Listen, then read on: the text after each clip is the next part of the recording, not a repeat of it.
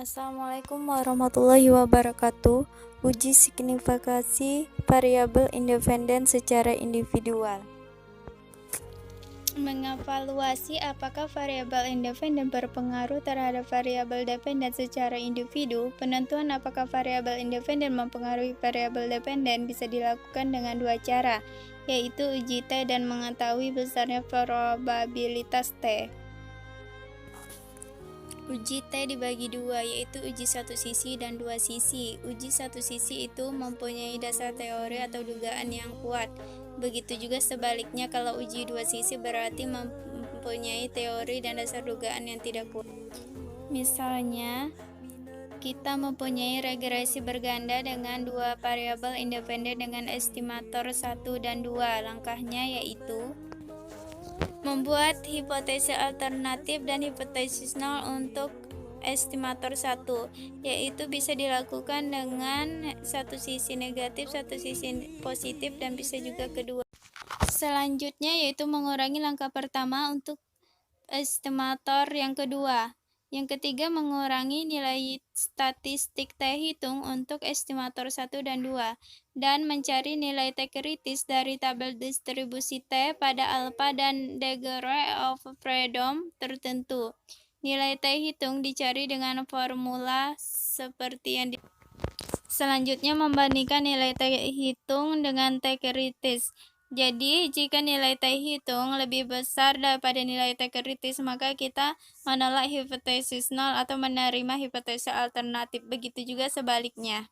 Jika kita menolak hipotesis nol, berarti kita tuh menerima hipotesis alternatif. Berarti secara statistiknya variabel independen signifikan mempengaruhi variabel dependen, dan begitu juga sebaliknya.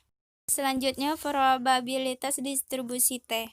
A merupakan kesalahan tipe 1, yaitu probabilitas menolak hipotesis yang benar. Semakin kecil A, berarti semakin kecil kesalahannya. Nilai probabilitas disebut nilai P. Signifikan sebuah variabel independen dilihat dari nilai P dibanding dengan nilai A. Jika nilai probabilitas P lebih kecil dari nilai A yang dipilih, maka kita menolak 0 atau menerima hipotesis alternatif. Yang terakhir, uji F untuk hipotesis gabungan koefisien regresi. Contohnya pada regresi berganda produk padi di seluruh provinsi Indonesia.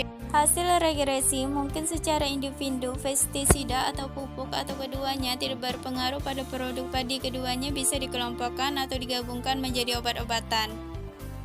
Apabila gabungan variabel keduanya menjadi satu variabel obatan, maka kemungkinan secara bersamaan keduanya tersebut berpengaruh pada produk padi meskipun keduanya tersebut tidak berpengaruh.